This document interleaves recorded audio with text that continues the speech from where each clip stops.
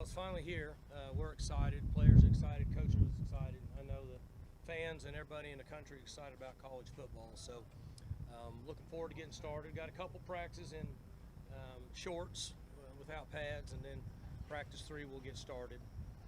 But we had a great summer, and attitude of the team obviously is very good. Wouldn't expect anything else. So looking forward to practice and getting started, and about a month away from playing a game. Rob Glass told me a couple of weeks ago he was even surprised, Mike, that the leadership and the work ethic he thought was even stronger than last year, and that was pretty good. We had some guys that departed and went off and are in the NFL now, but overall, these young men understand winning. They understand commitment, they understand team, they understand discipline and toughness, and so over a period of years, they learn, which is passed down from the older guys, and what's instilled in them is the discipline and toughness, which happens throughout the summer. Like I shared with them this morning in the meeting, that they're being trained and disciplined and structured over the summer, and they don't even know it, for preparation for today's practice. Health-wise, do you feel like you're in a pretty good situation? What's that? Health-wise, injury-wise? Yeah, we're in good shape now. What are some of the things you most want to get ironed out? Obviously, backup quarterbacks in competitive situations, but what are some of the others as well? Well, we have a number of spots where we have young players that we like. We think that they'll grow into being good players. They just don't have any experience. So, and we're faced with this every year, in that if you'll remember, one of the things that I've always said is, we know what Spencer Sanders is going to give us. We know what Brennan Presley is going to give us. We know what Tyler Lacey is going to give us. We know what JT is going to give us. It's those 6 or 8 players that have to play this year, considerable number of snaps. How are they going to perform? And in my history, most of the time that decides what type of season you have. Mike, is it more important for you to come out of camp knowing what you have behind Spencer at quarterback, or knowing what you have as a potential go-to running back to tote it for you? Well, they're all important. The running back position is one I just mentioned. We've got guys that we like, but there's really not a lot of experience. Dom hadn't had that much experience either in crucial situations. Some, but not a lot. Quarterbacks haven't had any experience. We've got corners and safeties that are in the backup positions that haven't had any experience. Linebackers haven't had any experience. So we have a number of positions where we have young guys that have to be developed. We get a month to continue to develop them, but they're still not going to get the experience and the process of growing and developing as a player until they get in games. Do you have an inkling right now that Dom can be what Jalen was and Chuba was before him and Justice was before Chuba, or is it hard to know? It's really hard to know. I hope so. If he's like that, we'll be in really good shape. Again, we're going to have 3 running backs. We all know, you watch college football, watch us, those guys, that's the one position that gets beat up on. They take a lot of hits. So we need those young guys to develop, and hopefully he'll grow and mature. He's been here a number of years now, so he's in a position to step up, and we need him to be physically tough, and we need him to do a really good job taking care of the ball and punish. He's more of a punishing type of runner. So many offensive linemen on the men during the spring. How important is it? What do you want to see from them this fall camp to feel comfortable going into the first game with them? The good news with those guys is they've all played, and we've repaired them in the off season. The drill work, the team concepts, the plays that they're running in practice today, that's all owed hat to those guys. So I'm not as concerned about them as I am developing some backups at certain positions, because those guys, when they get in the flow, they should pick it up pretty fast. How comfortable are you with the idea of what your starting 5 up there is going to look like right now? I feel good about those guys. Yeah, we've got a number of linemen. I should have counted it. Probably 7 or 8 guys that have some experience, and certainly 5 guys that have quite a bit of experience. Like even Joe, McCalskey, he played in the Fiesta Bowl. So he's got quality experience, even a guy that hadn't had a lot of reps. But we've got a number of guys there that have played in competitive games. You got a guy that came in from military school, an All-American, and he looked like a guy that'd been at military school in the spring. I don't know how much you've seen Weber, but he don't look the same anymore. I mean, after the summer. Those guys that come in with Coach Glass, they change over a period of time. His best work's done over 18 months, but he's done remarkable things with young men that have even come in for 3 to 4 months. He's still got a ways to go to develop his body, but he's mentally tough. At some point, that's going to play a role, and we'll see how his strength levels maintain throughout August. And obviously, in the offensive line, that's a big part of the process. You've got all 3 non-conference games at home. How much of an advantage is that, you think? Well, it's a big advantage to play at home, and one, it's great for the students and the fans. It's awesome to be in that situation. You're always in a comfortable environment. This is a great place to play. It's a difficult place to play for other teams. So it is an advantage for us. When we have to go on the road, we've been in it long enough. I've been here a long time. Our coaches get it. So we have some discipline and toughness that's instilled in our players, and they understand the process. But being here and starting the season here and having a chance to get rolling is obviously an advantage. How well are you able to get to know, like, say, the transfers, the 2 offensive linemen and DeAndre Jackson, right back? How much are you able to get to know and learn them over the summer, or does that really start right now? It's from this point on. I mean, I see him and visit with him a little bit, but for me to say that I know them real well, certainly not football-wise. That happens over the next month. But I get updates on what's going on in off-season training and in the weight room and in conditioning. That gives me a pretty good indication of what's going on. And Coach Glass told us yesterday in the meetings that this team's in good physical condition. And if they weren't, he would tell us. So I feel pretty comfortable, particularly with linemen, that if they're in good physical condition, that they should hold up and do pretty well in August camp. How physical are you going to try and get in fall camp? We'll be real physical. Coach, Practice hard. You've been doing this a long time. What has you excited about this year's group? Well, I'm excited every year because they have a new group of guys. And so for me, and I don't know how many years it's been, 33 or 4, I'm not sure, but even 18 as a head coach, I'm excited about the group and them coming together. They have to create their own identity. It's another thing that I mentioned this morning to them in the meeting, that this team, as what Coach Glass has said about their training in the offseason, like all the other teams, they have to create an identity for who they are, and they have to come together as a group.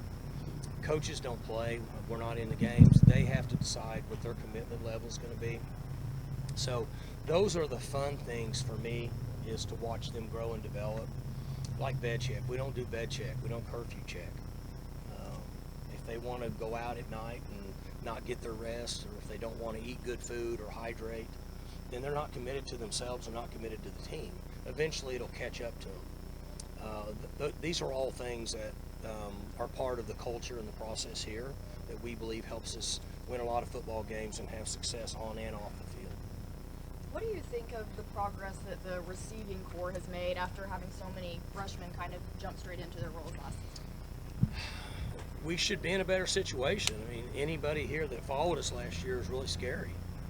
Playing up through the first 3 or 4 games where we couldn't do much on offense, and we were playing true freshmen at wide receiver, and guys are former high school players, and they're just out there getting lined up trying to survive, and that's not really a productive situation for an offense or a team.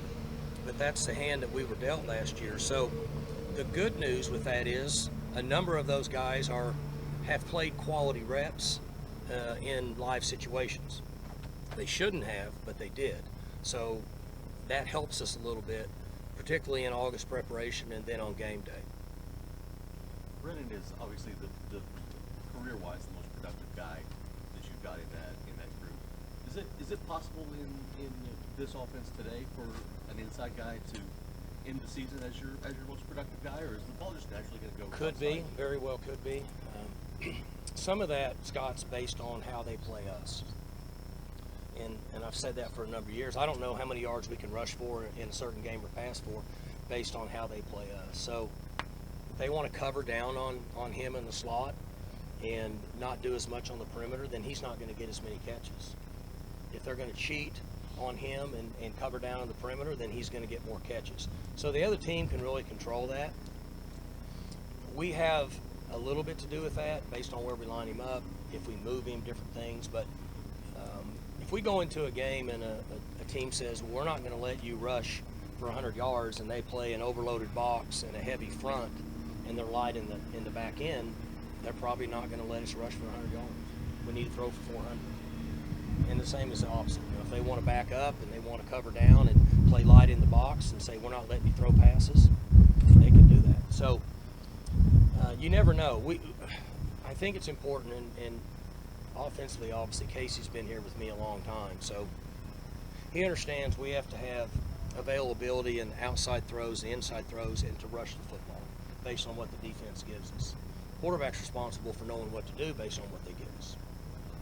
What do you expect the defense to look like, especially when you're so strong and deep up front? You mentioned the inexperience part of it.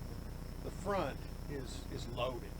Yeah, so we led the nation in sacks last year, and just over 70% of our sacks were with four-man rush. So we all know that if you're able to get sacks with four-man pressure, you're in a really good situation because you have 7 guys that are covering pass. And hopefully we have enough depth that those guys can stay fresh. And when you roll those guys in, which we found, because they averaged playing last year about 42 snaps apiece, give or take, those first 7 or 8 guys. The main guys played about 40 to 42, and some of the other guys were playing in the 15 to 18 number snaps-wise. Then they can stay fresh, and eventually offensive line, which they don't substitute, they get fatigued, and then just throughout the process of the game, you can get more sacks. And if we can get sacks and still play coverage, we're going to be in a good situation. So unlike some of the questions they asked about backup positions, at those positions, I feel pretty good about our ability to put pressure on quarterbacks and to try to create some confusion there and get guys down and get negative plays. How far along is Trace? When you're talking about the defensive front, what do you see from Trace right now and expecting him? Trace is full go. Now we'll protect him in practice. We'll let him go through individuals for 3 or 4 days, and then the next 2 or 3 or 4 days we'll put him in some individual contact stuff, and then get a couple weeks out from the first game, we'll throw him in the team concepts. Guys that have had an injury, a significant injury, or multiple ones, we need to bring them back slow.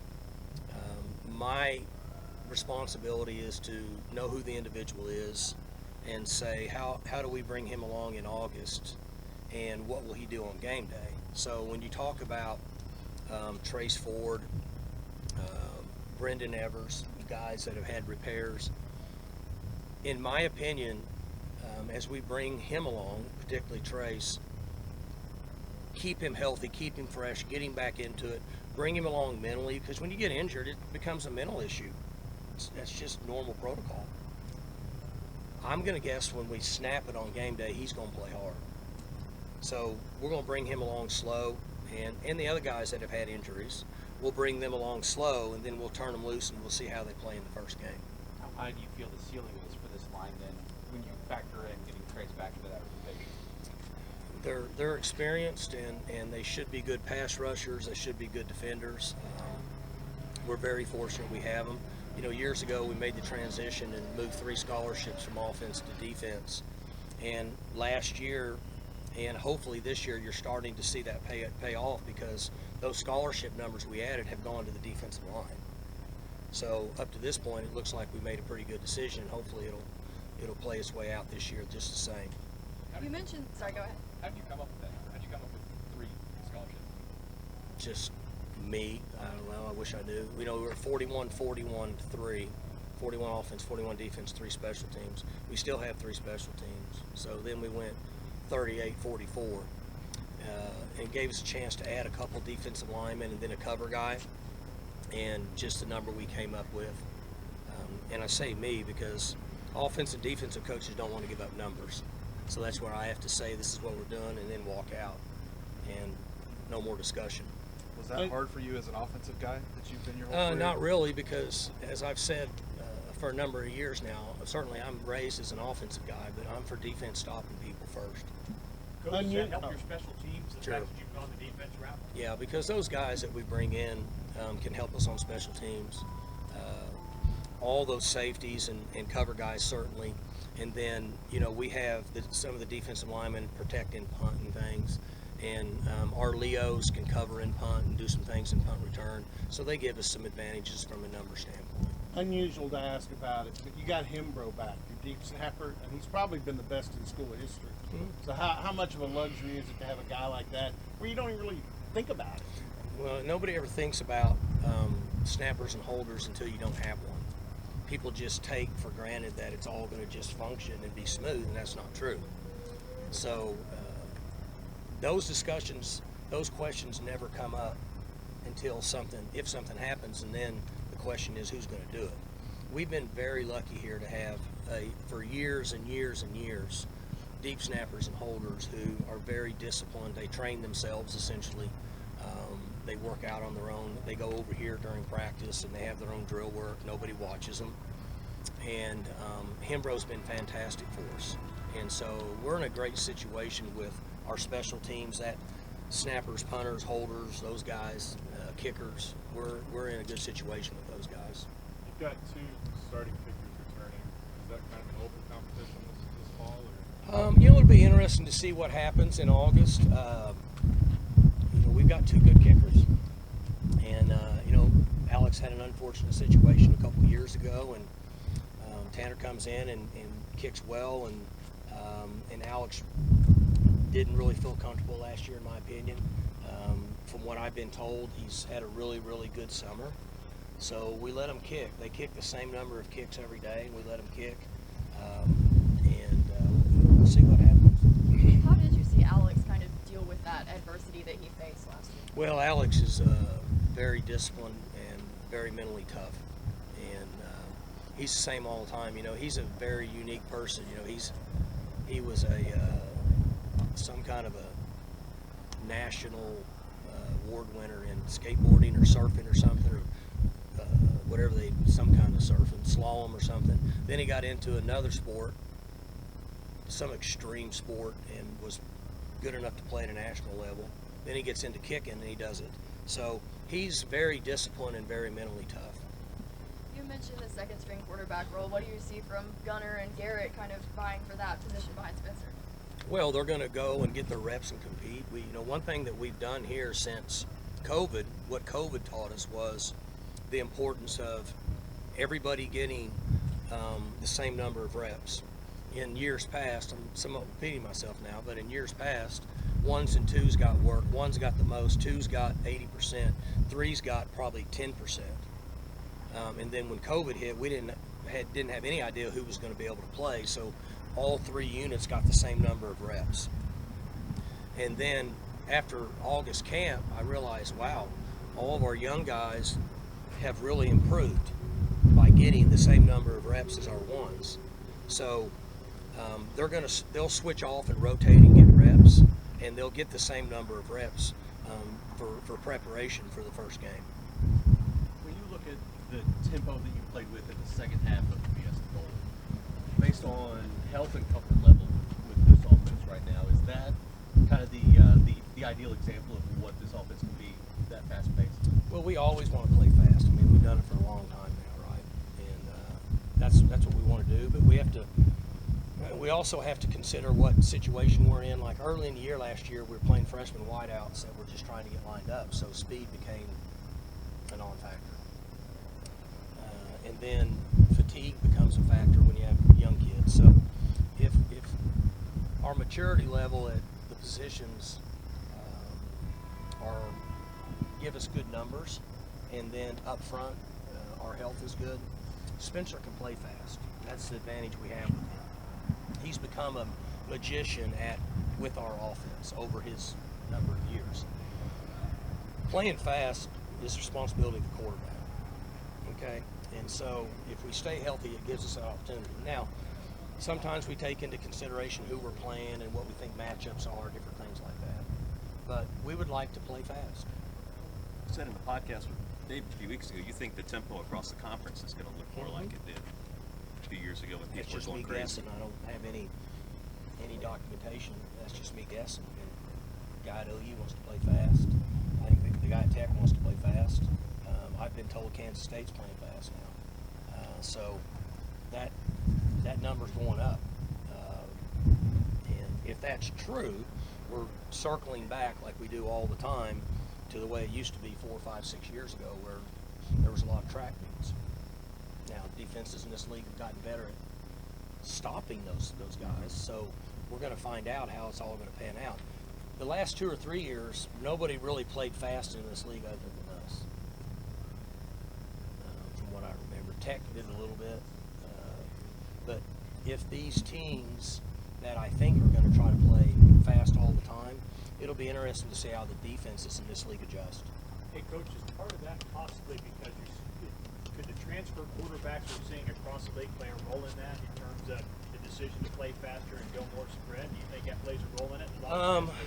Or no? It could be. What it could do is tell you can't. If you don't have the right guy and you're trying to play fast, it won't look good, in my opinion. Now, the coordinators, the guy they brought in from at OU, his history is to play fast. And then Tech, with what they're doing, the guy they brought in, I think, is from Western Kentucky. Is that right? Yeah. That's kind of what they do. So it's more so that guy than the quarterbacks. Our history at Oklahoma State, and I can only speak for us, the quarterback could prevent you from doing that real quick. 2 more questions for Coach. Then I got to go grab this. It's an interesting point, though, isn't it? About the new quarterbacks. You've got Martinez, who was Nebraska's at K-State now.